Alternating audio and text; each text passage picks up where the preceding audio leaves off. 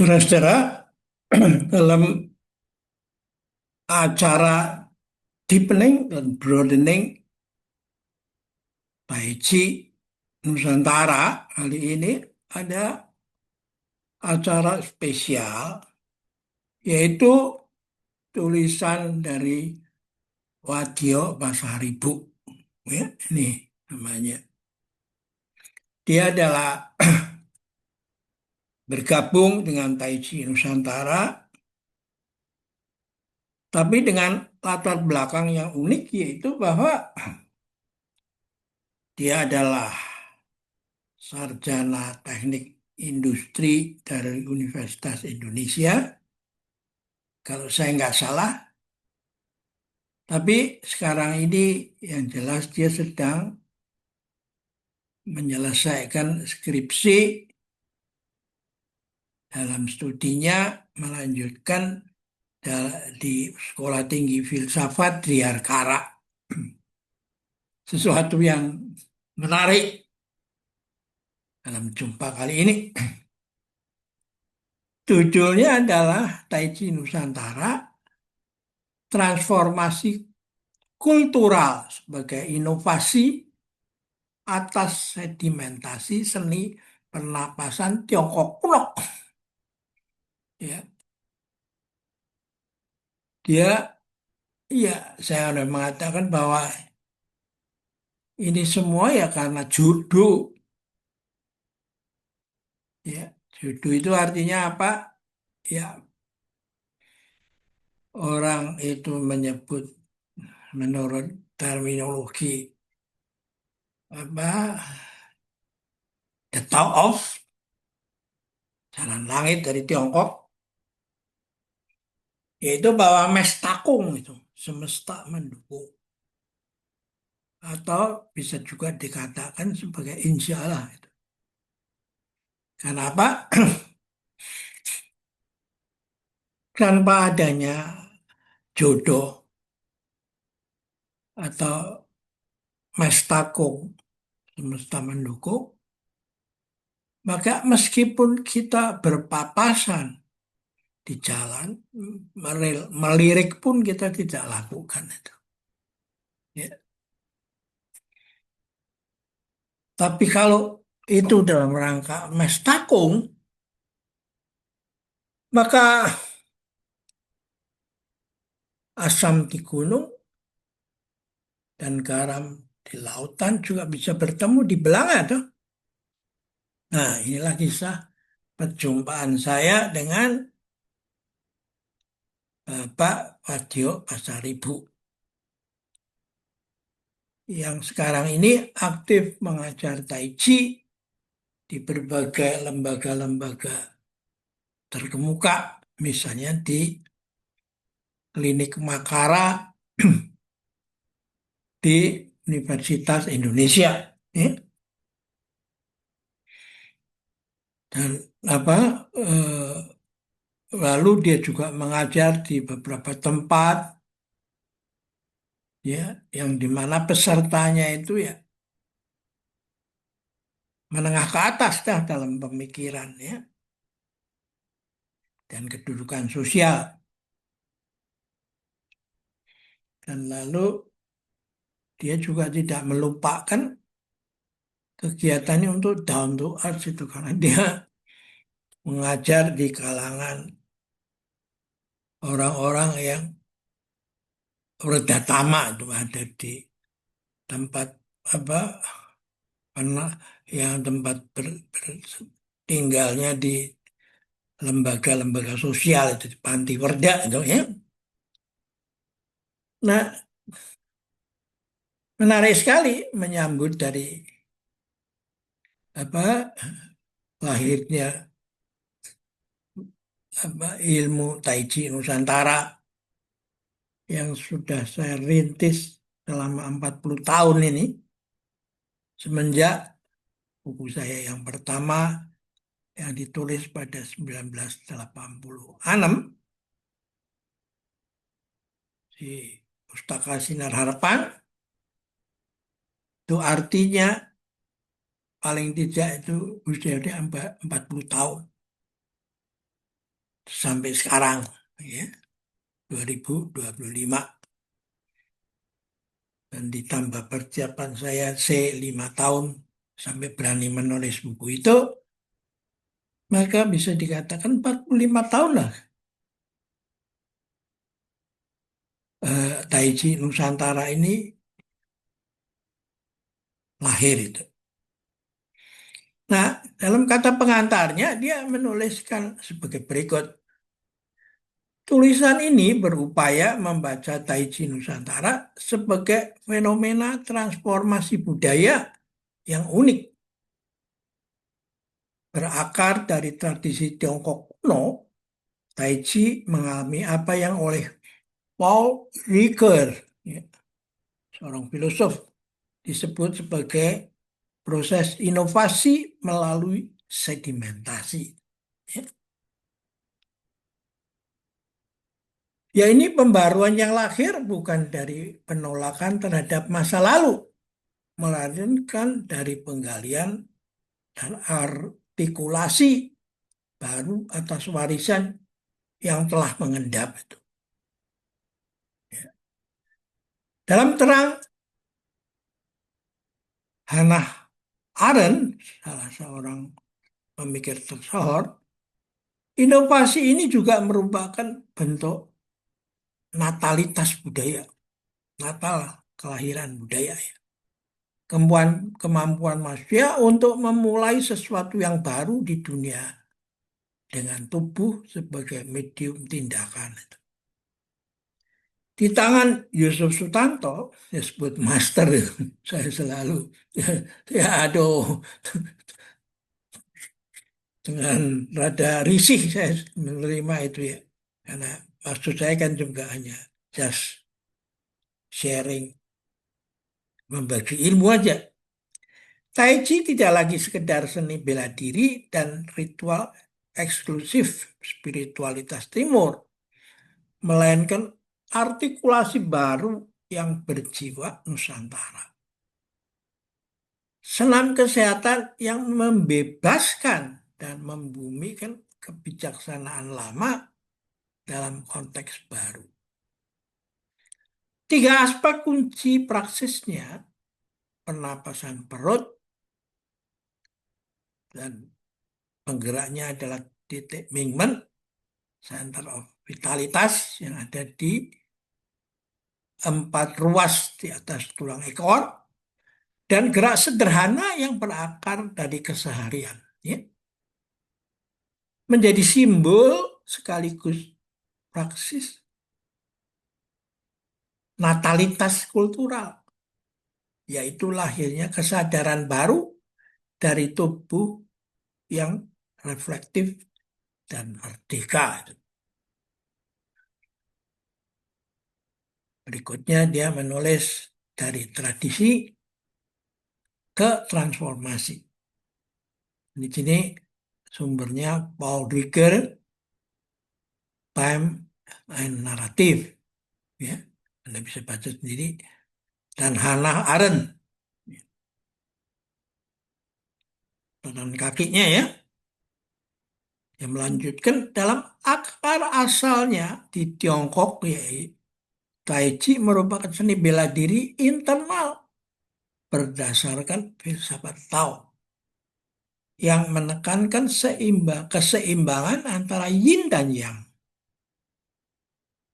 Dia bukan sekedar teknik pertahanan diri, melainkan jalan menuju harmoni tubuh dan kesadaran. Ketika tradisi ini berpindah ke konteks Indonesia, ia berjumpa dengan horizon baru, nilai-nilai kebersahajaan, gotong royong, dan kebijaksanaan atau kearifan lokal. Proses ini merupakan ruang bagi apa yang oleh Ricoeur disebut inovasi melalui sedimentasi, yaitu penemuan baru yang berakar pada endapan makna lama. Dalam perspektif Arendt, inovasi tersebut bukan sekedar pembaruan kultural, melainkan tindakan manusia yang kreatif. Sebuah natalitas yang melahirkan dunia baru. Di tangan Yusuf Sutanto, Tai Chi menjadi medan di mana tubuh manusia tampil sebagai agen tindakan. Tempat dunia baru bermula. Bukan melalui kata-kata, melainkan melalui gerak dan napas. Dari situlah dapat dipahami bahwa transformasi Tai Chi Nusantara bukan hanya historis, tetapi juga eksistensial. Sebuah artikulasi baru dan makna kebebasan dalam tubuh. Sedimentasi dan akulturasi merdeka membaca Tai Chi Nusantara. Judul berikutnya nih ya. Ricarel menegaskan bahwa tidak ada inovasi tanpa sedimentasi. Aran mengingatkan bahwa setiap tindakan manusia mengandung kemungkinan untuk memulai dunia baru. Kedua pandangan ini bertemu dalam Tai Chi Nusantara. Ini tulisannya buat beratnya, ya. Tai Chi Nusantara adalah inovasi yang merdeka. Merdeka dari bentuk lama tanpa memutus akar sejarahnya. Merdeka dan eksklusivitas tanpa kehilangan kedalaman spiritualnya. Ia menunjukkan bahwa kebaruan sejati lahir bukan dari penolakan, melainkan dari pembukaan terhadap makna lama yang dihidupkan kembali melalui tindakan tubuh. Gagasan tentang sedimentasi dari Paul Ricoeur menawarkan kerangka analitis yang kuat untuk memahami evolusi Tai Chi menjadi Tai Chi Nusantara. Tradisi bukanlah entitas statis. Ya, ini catatan kakinya ya, bagi yang mau mengecek pemikiran dia ya.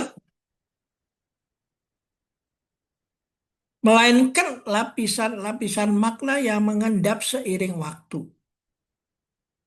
Inovasi sejati tidak menghancurkan lapisan-lapisan ini, melainkan mengartikulasikannya kembali, memberikan makna baru tanpa mengingkari akarnya.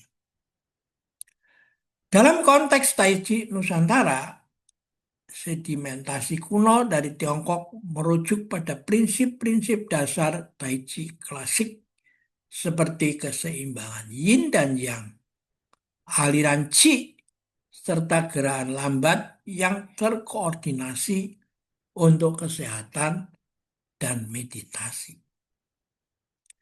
Warisan ini telah teruji oleh waktu, mengendap sebagai fondasi filosofis dan praktis.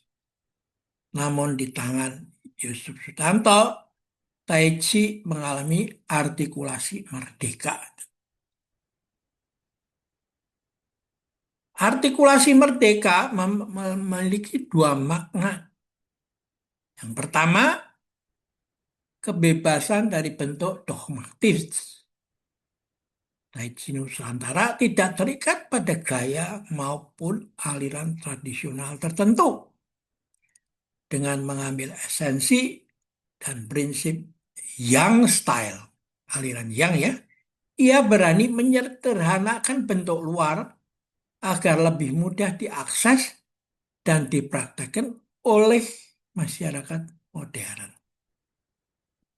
Yang kedua, inovasi yang berakar pada jati diri.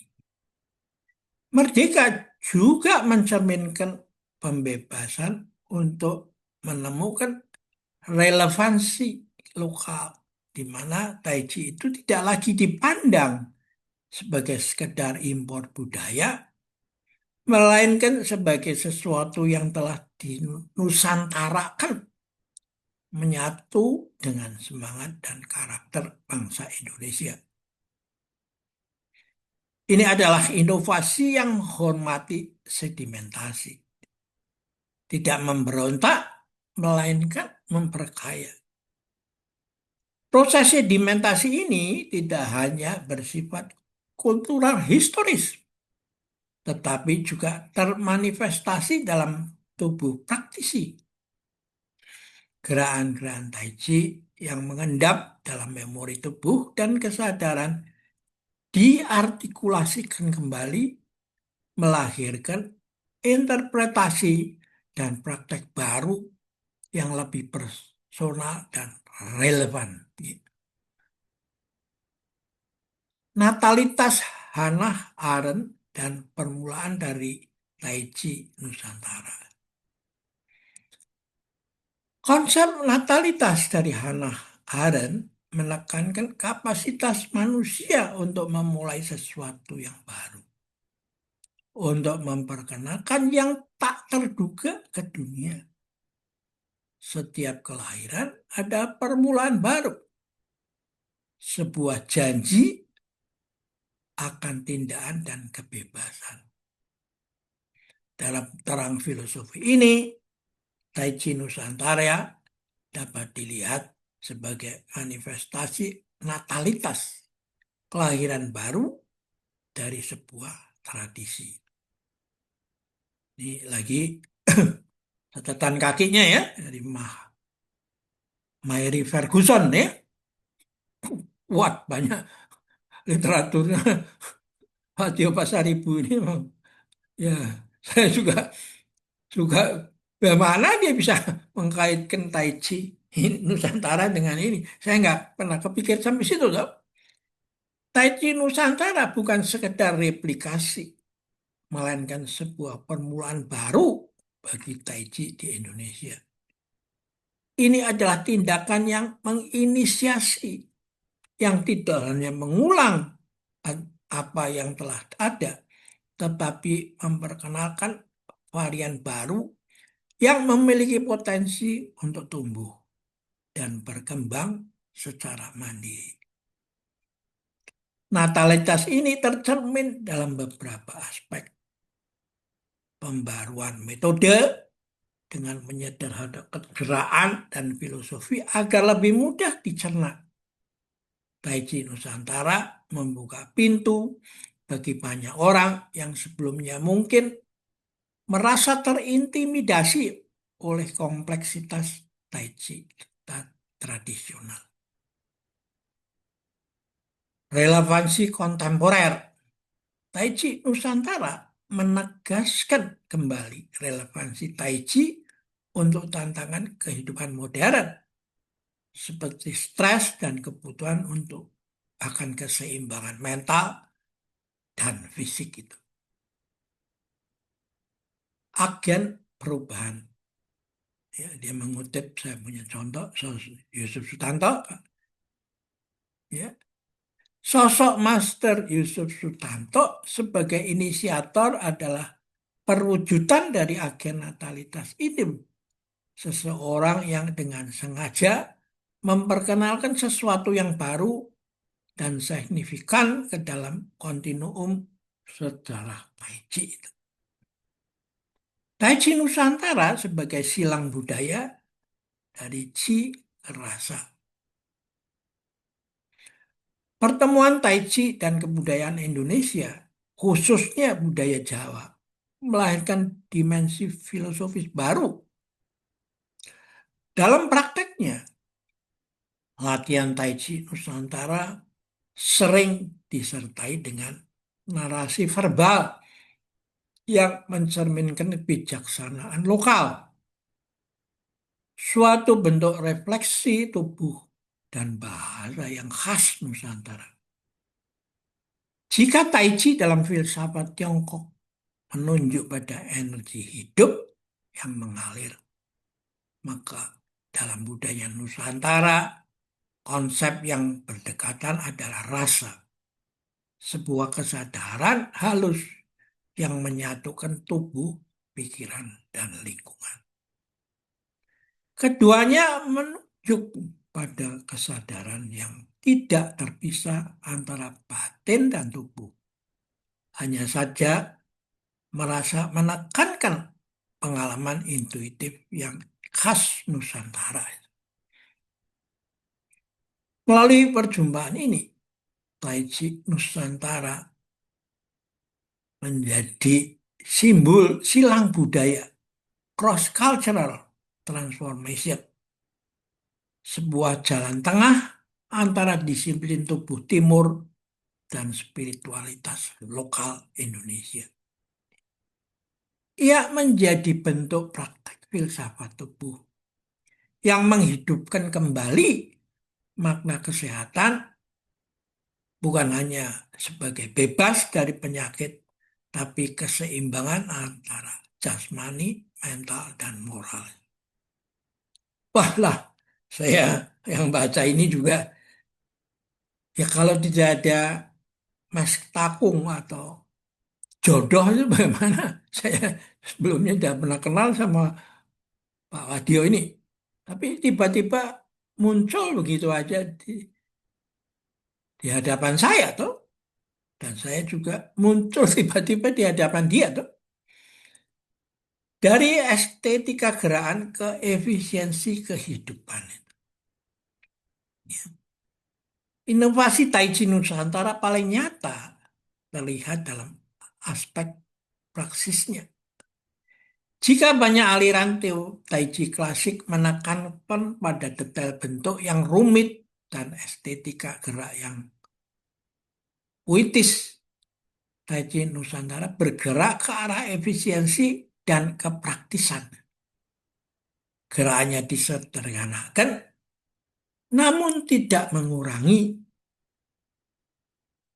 esensi manfaat bagi kesehatan dan keseimbangan energi. Penyederhanaan ini bertujuan agar Tai Chi dapat dipelajari dan dipraktekkan oleh siapa saja tanpa mendemokratisasi praktek Tai Chi, mengubahnya dari disiplin esoteris menjadi sarana self-care yang dapat diakses secara luas. Transformasi ini juga mencerminkan orientasi filosofis yang mendalam, bukan hanya mengagumi keindahan gerak, tetapi menginternalisasi prinsip-prinsipnya dalam untuk mencapai kualitas hidup yang lebih baik. Berikutnya, dimensi filosofis, fisiologis, dan filosofis. Napas, movement, gerak, dan gerak sederhana. Pernapasan perut dan Tian breathing. Pernapasan perut merupakan jantung Tai Chi Nusantara. Ia menggunakan otot diafragma perut bagian bawah, menghasilkan gerak lembut yang memijat organ dalam, melancarkan sirkulasi darah, dan menyeimbangkan energi tubuh. Secara filosofis, napas ini adalah, ini catatan kaki lagi ya, ini kalau orang yang sekolah filsafat ya begini nih, memang cara dia berkomunikasi kalau nggak ada catatan kaki ya, dari mana you dapat sumber-sumbernya itu semua ya, cukup banyak kan, gitu. Metafora natalitas setiap tarikan napas adalah kelahiran kecil yang menghubungkan manusia dengan ritme alam semesta. Dalam pernapasan alami dan sadar, manusia memulai kembali hidupnya dari setiap hembusan napas itu. Sebuah tindakan memulai yang baru sebagai mana digambarkan oleh Arendt. Mingmen, poros kesadaran tubuh. Mingmen adalah sumber daya vital yang menghubungkan energi kehidupan dengan kesadaran. Fokus pada Mingmen menjadikan tubuh tidak sekedar bergerak, tetapi mengalami dirinya sendiri. Dalam konteks Arendtian, kesadaran tubuh semacam ini adalah bentuk vita activa, aktivitas yang menyatukan kerja, tindakan, dan refleksi. 3 gerakan yang sederhana, elaborasi dari keseharian. Ciri khas Tai Chi Nusantara adalah kesederhanaan geraknya yang mengekstrak bentuk-bentuk keseharian, menoleh, melangkah, menunduk, mengangkat tangan, dan memurnikannya menjadi gerak sadar. Disinilah letak kejeniusan kulturalnya. Tai Chi Nusantara tidak menambah sesuatu yang baru dari luar, melainkan mengungkap kebaharuan dari dalam yang sudah ada itu. Dalam semangat Arendt, gerak sederhana ini adalah tindakan yang lahir dari dunia sehari-hari, namun mampu menciptakan makna baru bagi kehidupan bersama. Kita sampai pada kesimpulan, ya. Pak, Tai Chi Nusantara adalah contoh nyata bagaimana warisan kuno dapat mengalami transformasi kreatif tanpa kehilangan rohnya. Ia merupakan hasil dari natalitas kultural, lahirnya yang baru dari yang lama. Dalam konteks ini, Tai Chi Nusantara dapat dibaca sebagai praksis filsafat hidup itu. Ia mewujudkan hubungan harmonis antara tradisi dan modernitas. Ia menunjukkan bahwa kesehatan sejati bersumber dari kesadaran akan keseimbangan. Ia menjadi simbol lintas peradaban antara Tiongkok dan Indonesia. Sebagaimana ditegaskan oleh Ricoeur, inovasi sejati adalah hasil dari sedimentasi yang hidup, dan sebagai diyakini Arendt, setiap tindakan manusia membawa kemungkinan untuk memulai dunia baru. Di tangan Yusuf Sutanto bukan lagi sekedar seni bela diri,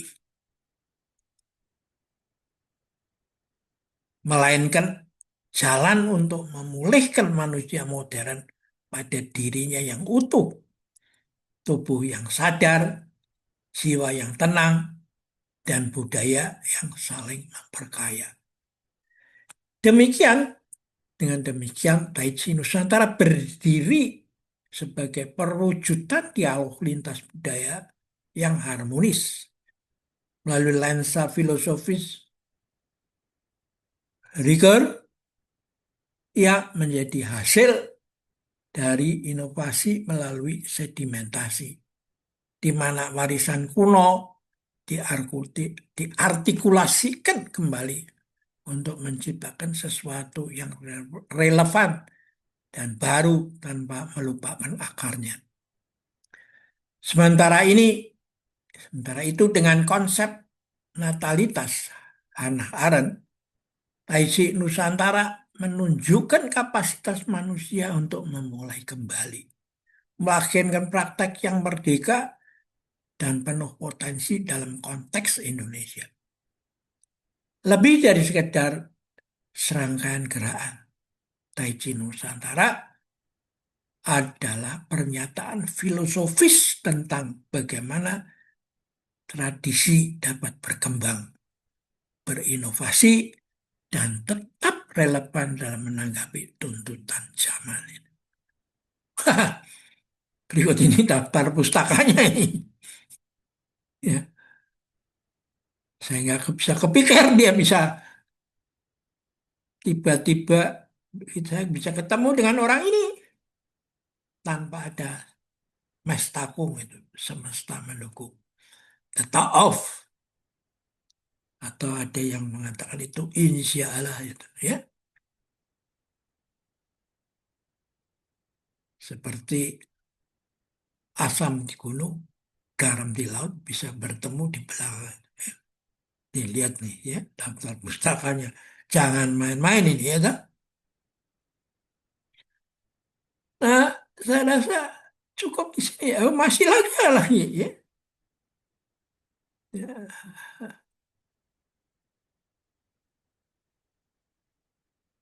ya. Luar biasa kan ini.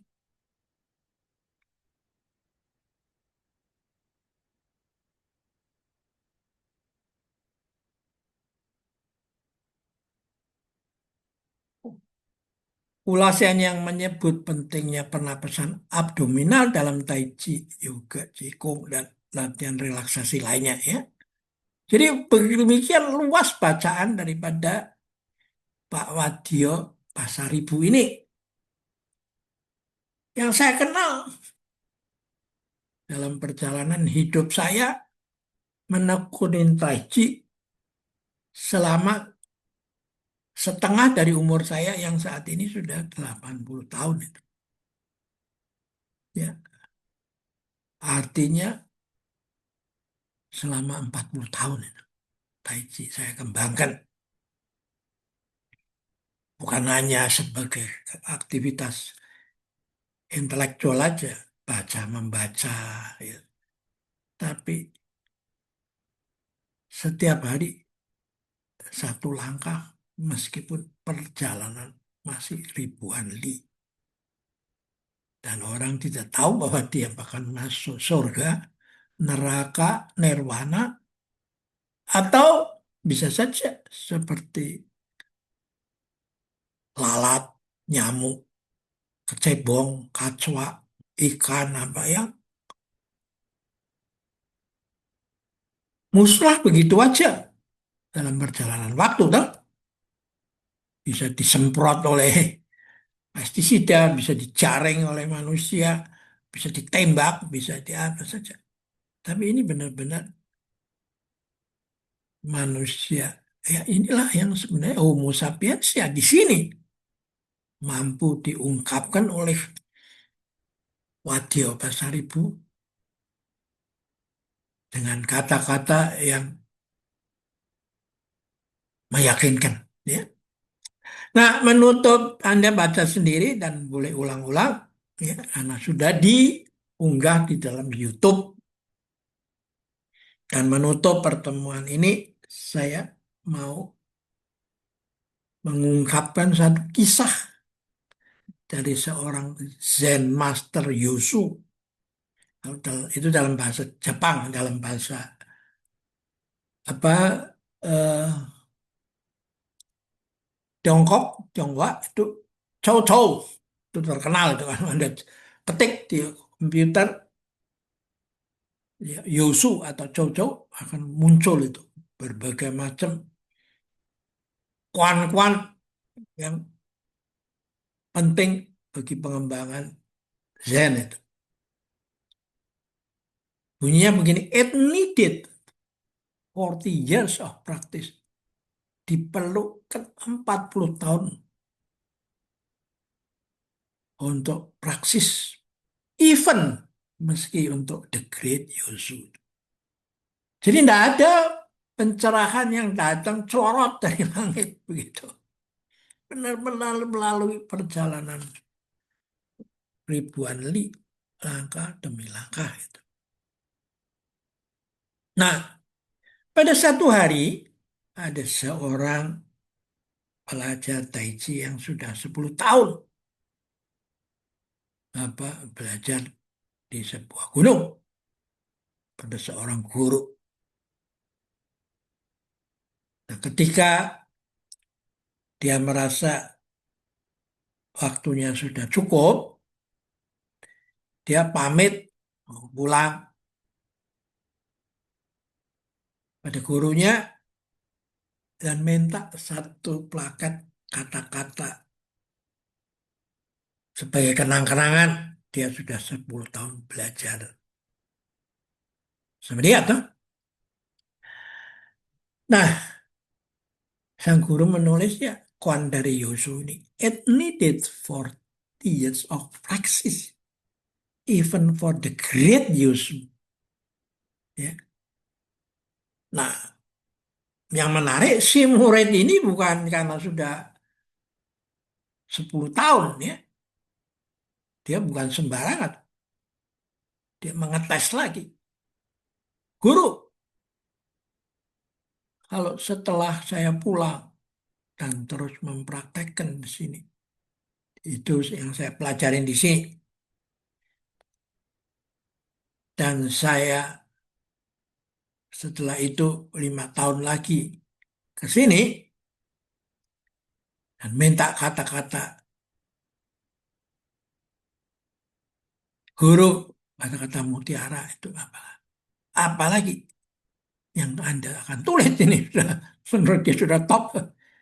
Dan sang guru menulis, it needed another 40 years of practice even for the great Yusuf. Sama aja. Dan inilah sebenarnya substansi daripada pertemuan antara ajaran Konfusius dan ajaran Lao Tzu. Lao Tzu mengatakan perjalanan ribuan li tadi ya. Sedangkan Konfusius mengatakan bahwa ketika ditanya guru, apa sih tujuan manusia dalam hidup ini di dunia ini? Atau sangkan paraning dumadi itu. Dia mengatakan, dia belajar jadi manusia. Caranya bagaimana? Dia bilang, kalau pisau supaya tidak tajam atau supaya tidak tajam dan tidak ketul dan susah dipakai untuk memotong, harus diasah dengan batu asah. Maka manusia harus diasah dengan manusia itu. Ya. Jadi Lao Tzu dan Confucius menggunakan pendekatan yang berbeda. Lao Tzu berjalan, melangkah, diperbaiki terus-menerus. Yang kemudian menjadi semangat Kaizen dalam manajemen dan Confucius melalui dialog itu. Orang Sunda mengatakan itu sebagai silih asih, asah, asuh, dan wangi itu. Ya. Nah, di Jawa itu ada cara pandang yang kurang lebih juga ikut di dalam semangat ini, yaitu alon-alon ning kelakon itu. Ini seringkali diplesetkan orang yang ya seenaknya alon-alon asal kelakon. Bukan. Itu Allah ning kelakon. Ya. Oke, kita akhirin pertemuan kali ini dan sampai jumpa lagi.